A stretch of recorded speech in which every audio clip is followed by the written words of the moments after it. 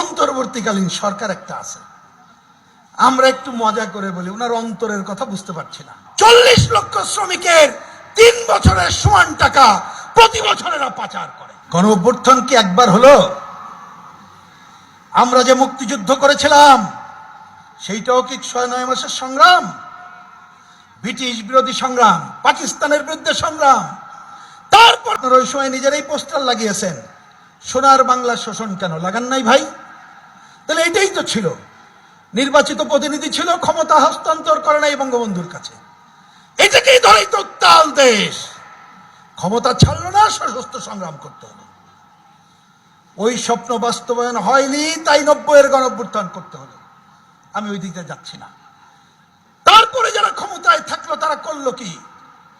ন্যূন পক্ষে মানুষের ভোটাধিকার হরণ করলো। কি পরপর 3টা যে নির্বাচন